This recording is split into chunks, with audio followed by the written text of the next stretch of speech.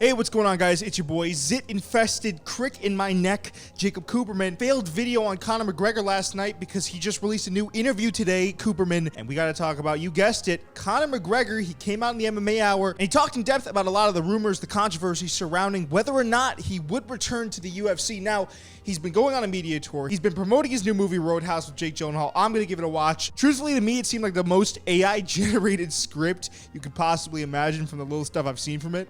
The owner, Frankie, she told me it was a Roadhouse, but she never told me the name. It's just the Roadhouse. Oh, so no name.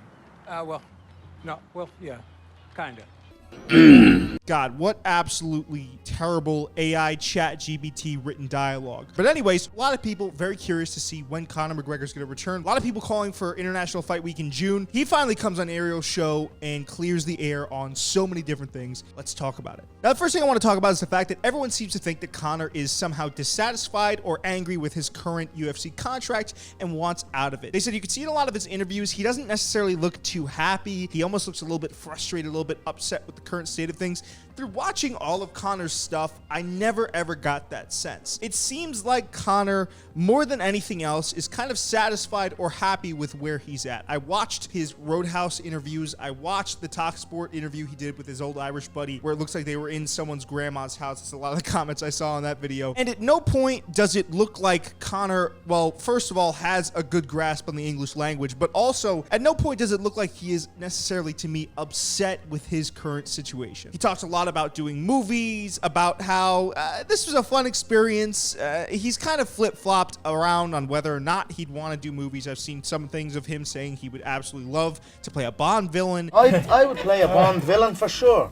An Irish terrorist of some kind. You should. Andy, no problem. And asking people to think about all the different movies that could be made around him. And I've seen other interviews where he kind of just seems more apathetic to the whole thing and says, I could take or leave a movie. It's not really contingent upon my happiness right now. Another big thing I've seen him talk about is his comeback fights. He seems to have these three names narrowed down in his mind. It's Nate Diaz, Dustin Poirier, and Michael Chandler. I've seen him use these names pretty interchangeably. The one that makes the most sense, I think, to a ton of people, and to me included, would probably be Michael Chandler. Most of these don't make really a ton of sense, but I suppose the Michael Chandler fight is the one that's kind of the best option. Can you have McGregor go up against someone that's not ranked in the top 15? Is it too disrespectful to put him against a non-ranked opponent? It's certainly too disrespectful to put him against a top 5 ranked opponent with all this time out of the cage. I don't care how much money he brings into the promotion. There was a certain amount of time where you're out, where I don't think that you could just come back and be fighting the cream of the crop in a certain division. You know, I will say I think that Nate fight is interesting, but it certainly is a little bit of a jam that the UFC and Conor are both in. Conversely, I didn't get the sense that at any point the UFC was icing McGregor out. If you look at where McGregor's been, he's had the leg injury. He's been doing movies. He's looked as roided up as humanly possible, partying, enjoying life, having fun with the madness, as he said on Ariel's interview. Now, of course, there was the Ultimate Fighter season in which there was never that kind of conclusionary fight. But outside of that, I don't think there's really been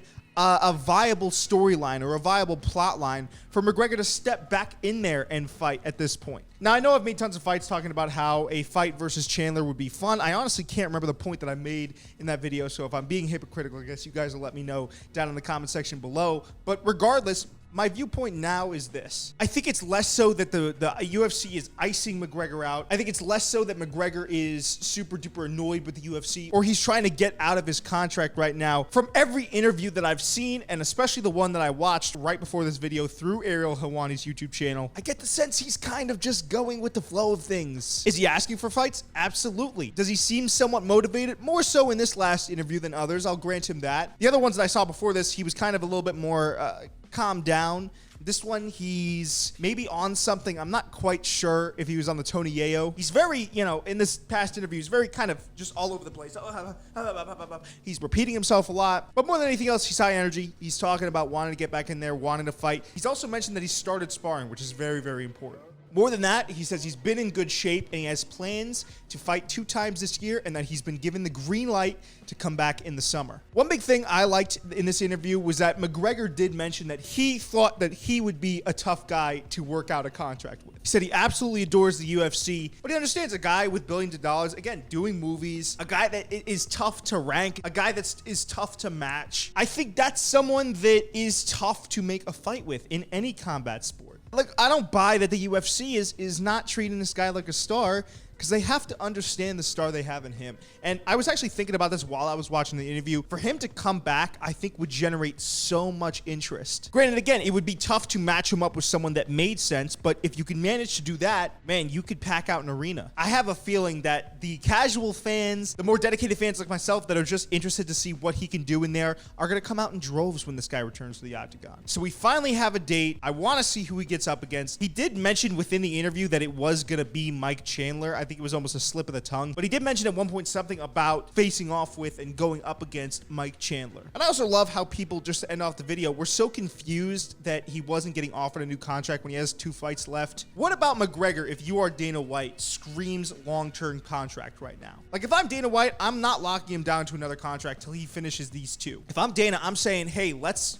figure out these 2 fights first, and then we'll lock you down to more if you're active. Guys, this is not the UFC being careless, as I've seen so many people say. This is not them being malicious towards McGregor, treating him like a bag of garbage. The guy just hasn't been that active since he broke his leg. There was the fallout with USADA. When are people going to start factoring these things in? Because it seems perfectly reasonable to me. Yeah, sure, anyone could go out on an interview and call for fights, but when you look at what Conor is doing, and we're seeing such sparse sparring footage from him, I don't think it's that insane of a thing.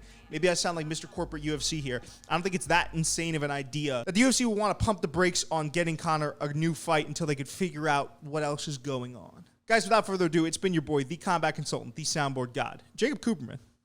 I'll see you in the next one. Deuces.